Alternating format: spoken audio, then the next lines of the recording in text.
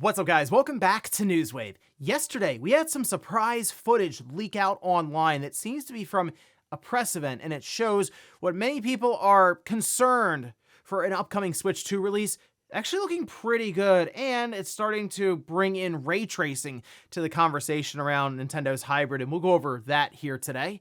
Also, we are going to be talking about a surprise Sony State of Play that was announced for this week, specifically focusing in on a big third-party game.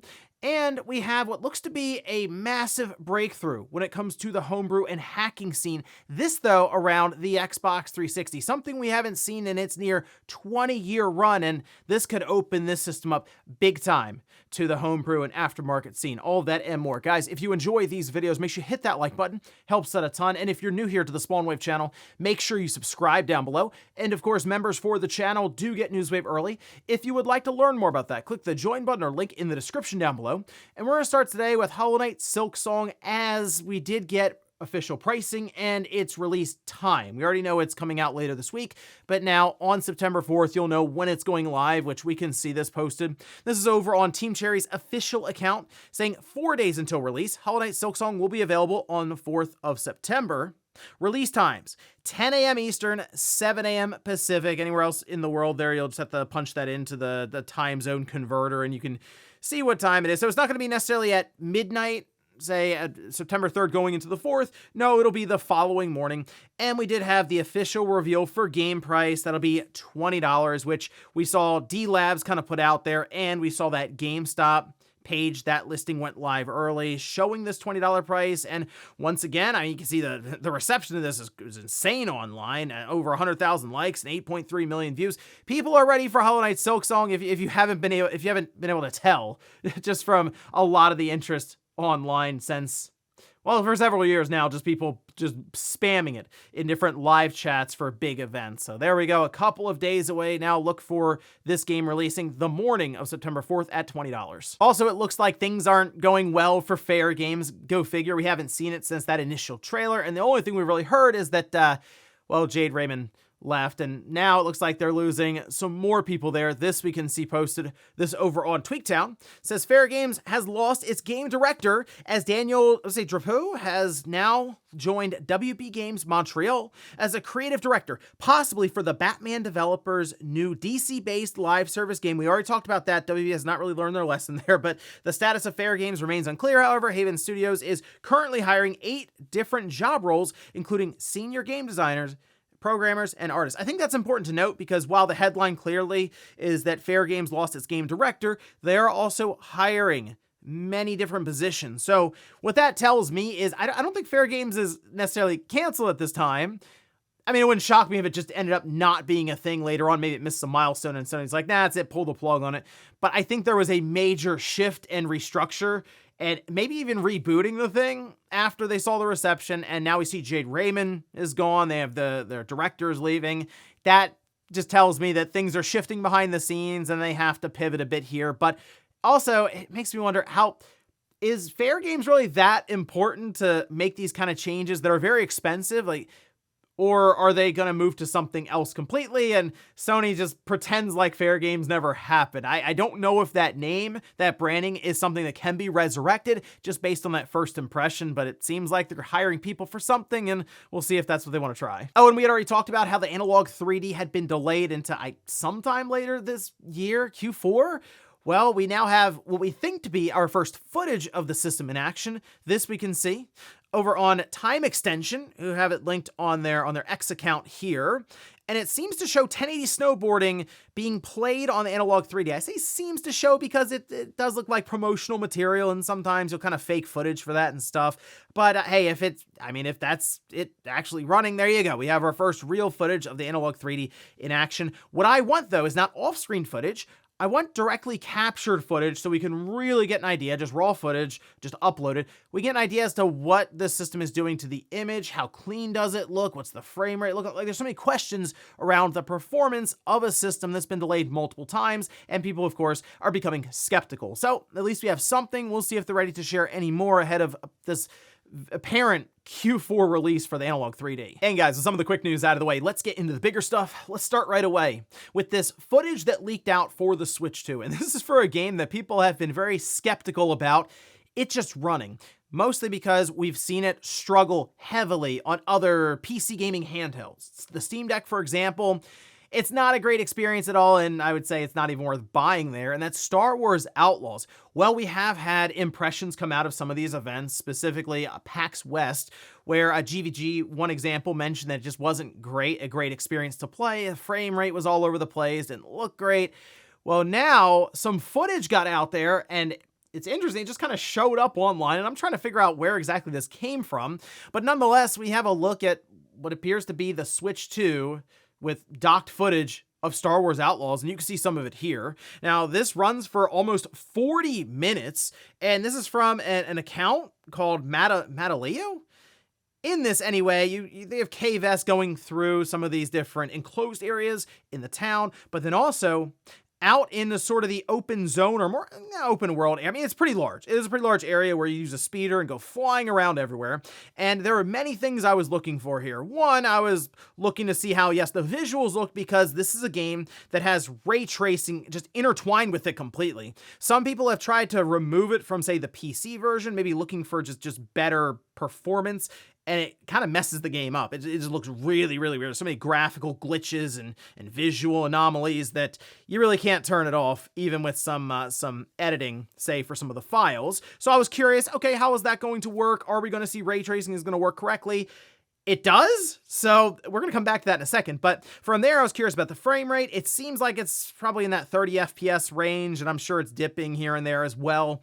But then that and then the visual style, it actually looks better than I was expecting, and that is a good thing, right? Because the concern has been that this game is kind of being hidden a bit here, and Ubisoft's avoiding showing it or even sending out review codes or whatever, because they're not necessarily confident in how it's running on the system. But then we get this footage and it's like, oh no, actually this looks good. And here's the thing, we're also expecting a apparently pretty sizable day one patch for this game. So I'm thinking this might be pre-day one patch footage here as well. When they get out into the open world area, it also seems to run fine. Again, fine being it's right around that 30 FPS mark. And there's also a comparison that was done where a person grabbed the footage, that being Emerald Bear, and they jumped over to their PS5 and they seem to try to reenact what they saw in this Switch 2 footage, do a side-by-side, and again, it looks pretty good. Visually, it looks good. In still shots, it's going to look pretty close to the PS5. If it starts running, though, you'll notice the PS5 is running at a higher frame rate as expected, but the Switch 2 is hanging in there. I got to give it some credit. Again, with ray tracing being enabled, this is the first time we've really seen that. And the expectation was that a lot of these companies were avoiding ray tracing currently because the Switch 2 would struggle with it. And here it is actually holding its own. Now, with all that said, Star Wars Outlaws to me is still just an incredibly average game at best. I got kind of bored of it as I was playing through, and I still have to go back and try to finish the game, but I was kind of just sitting there, lulling, like just almost going to sleep a bit there as I was playing it. It didn't grab me that much, but it's funny because I like some of the other Star Wars games that have come out recently out of, say, Respawn with Jedi Fallen Order, Jedi Survivor. I think those are very good games. Performance issues aside for Jedi Survivor when it came out. A lot of the stuff's been patched and worked on also with Outlaws, so it's gotten to be a better game than it was at launch, but to me, it's still just It's an okay game. The technical side is clearly the part that's most interesting to people, to see the Switch 2 handle a game that would have, without a lot of the Switch 1 impossible ports, kind of making this almost expected. This would have been one of those impossible ports. Still, though, I think I am going to check this one out when it releases. Whether Ubisoft sends out any kind of codes or anything or what, I'll probably just pick it up. And we can check it out here natively with 4K recording, because this was done in 1080p. I'm curious how it looks natively there, and I'll capture all of that footage for the first hour or so, just drop it on YouTube for everyone to see and check out for themselves. Next up, let's talk about Sony and a surprise state of play that's been announced. This we can see over on their official account, where they say State of Play presents a 007 First Light deep dive on September 3rd. So, okay, tomorrow they say we'll have 30 minutes of new gameplay. The full details were dropped here on PlayStation Blog, where they say during the State of Play, the development team at IO Interactive declassifies new gameplay on James Bond upcoming espionage action adventure thrill ride. Catch the show live on PlayStation, Twitch, and YouTube channels September 3rd, 11 a.m. Pacific. And okay, so we're looking later on in the afternoon for this one then, 2 p.m.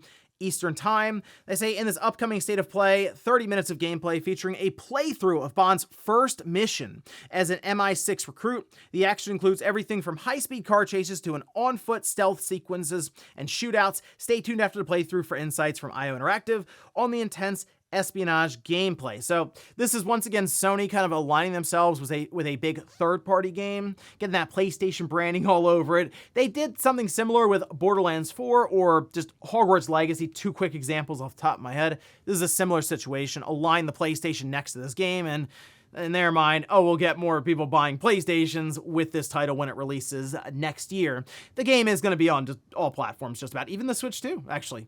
And with IO Interactive, we've now become so used to them with Hitman. It'll be kind of interesting to see them do something with here 007, because I think the story and the narrative side, they have that down pat. I think it'll be really cool just to see how this starts with really the beginning of Bond and 007.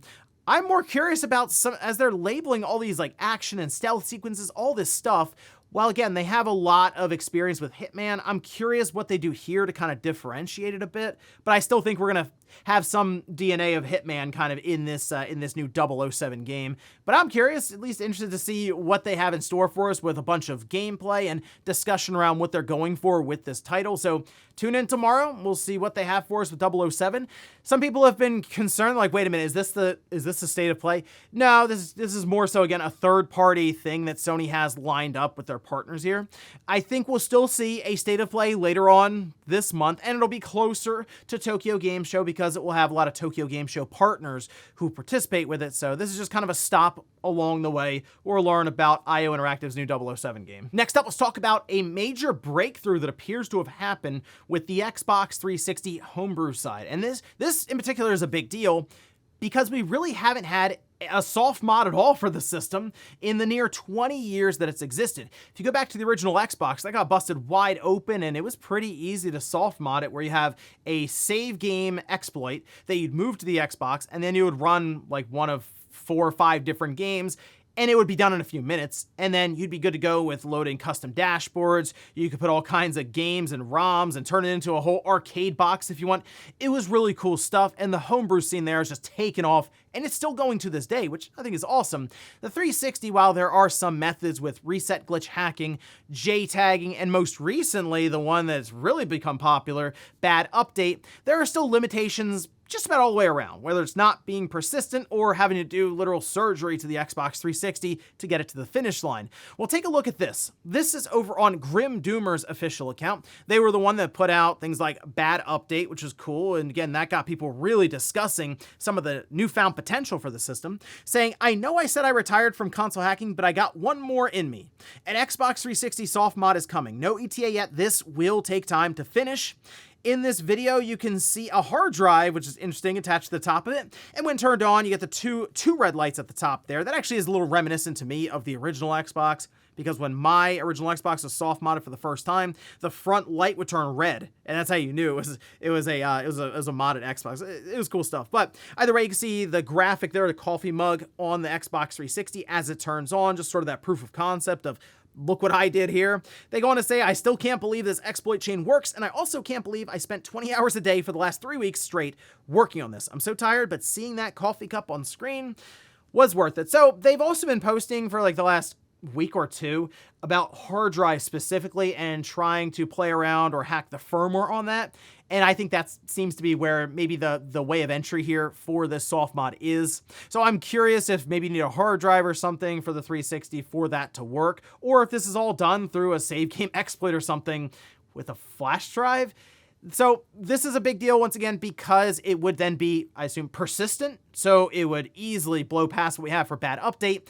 And it's something that then most people would be able to do, because if it's a soft mod like this, you wouldn't need to open the system to modify or do anything with. maybe the hard drive, we'll see, because their hard drive is kind of open there. And again, that would be more prototyping and just working through it for that phase.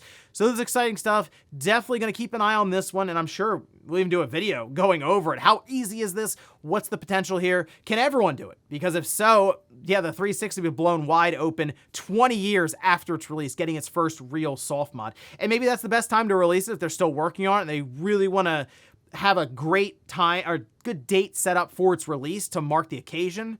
20th anniversary for the Xbox 360 is coming up here in just a couple of months. Maybe that's a good date to circle on the calendar. And in our last bit of news, let's talk about good news for the Rayman fans out there. Some who were really concerned when it sounded like Prince of Persia, The Lost Crown didn't meet certain expectations for Ubisoft, and the studio behind it was in danger, maybe being disbanded or being absorbed in another part of Ubisoft.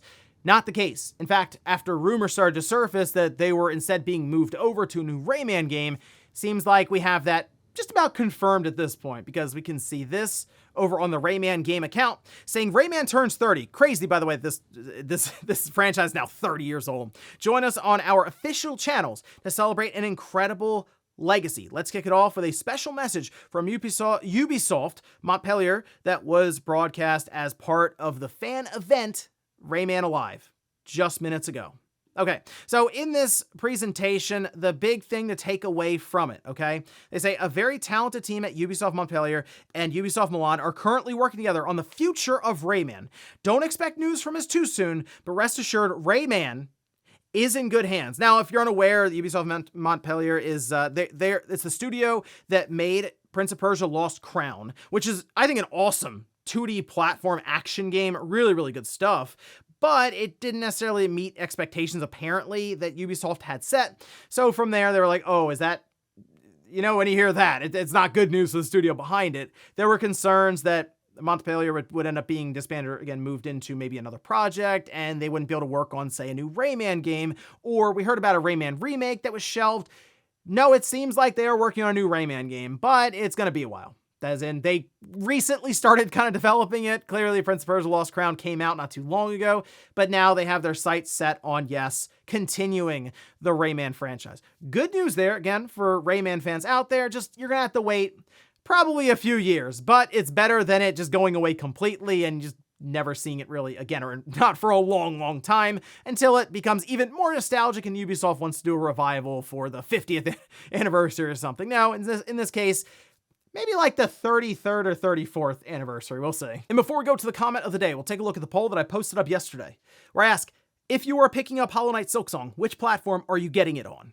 Okay, we have the Nintendo, or it's gonna be Switch or Switch 2. I just kind of did the different platforms because coming out on all different platforms from these different companies, but Nintendo leading the way there at 51%, then PC at 24%, PlayStation at 15%, and Xbox at 11%. Remember, I mean, the Switch 1 is gonna play into this heavily, as that is a massive indie machine, and here comes Silksong, it's gonna be releasing on it, so yeah, it makes sense to me there.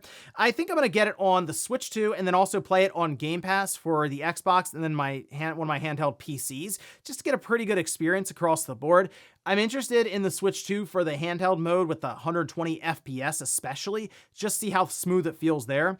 But I understand a lot of people were also saying in the comments that, oh, it makes a lot of sense to have that Metroidvania style, that 2D platformer, in a handheld form. So the Switch 1 is what I have now, or the Switch 2 is what I just picked up. Yeah, I'm gonna pick it up there. So I get that. But then also the PC side, PC handhelds, moving between that, or just wanting to play it on Steam on a nice big monitor. It all lines up there. But either way, I think Silksong is gonna do pretty well starting on September 4th when it releases. And we'll finish up with the comment of the day as you're seeing here. This is from the Mystery Driver. Says, people forget that NFL 2K5 was $19.99 on release. Madden was still $49.95. Yes, this was a big deal. All right, so back in the day when there were actually many football games there for a while, especially think back to the end of the PS1 and the N64 generation.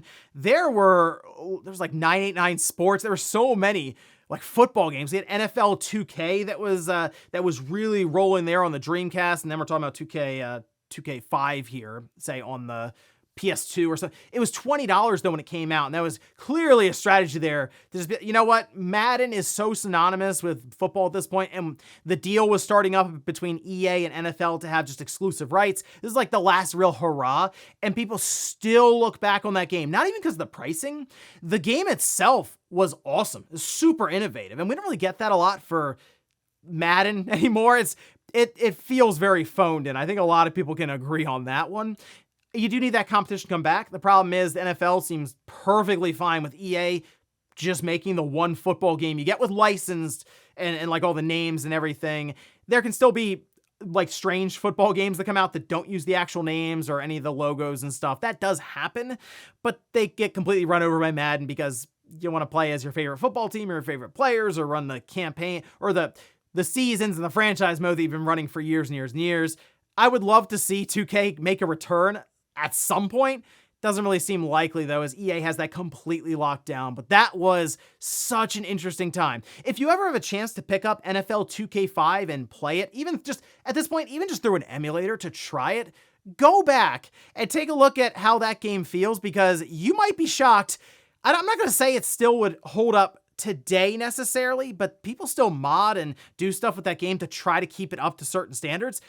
And it's right there. Definitely had a lot of interesting ideas, I'll say, on and off the field, and it's definitely worth going back and trying if you've never played it. And ladies and gentlemen, that's going to do it here for Newswave. If you enjoyed this video, guys, hit that like button. If not, hit the dislike. Leave comments down below about everything we talked about here today. If you missed yesterday's Newswave, I'll leave it up here in a card. Or maybe you want to hear about how the PlayStation 4 just got way easier to hack. I did a video going over that, as well as some of the interesting things you can do once you have access to the homebrew world for the PlayStation 4 Pro. I'll leave that right below it. Thanks guys for watching, and I'll see you next time.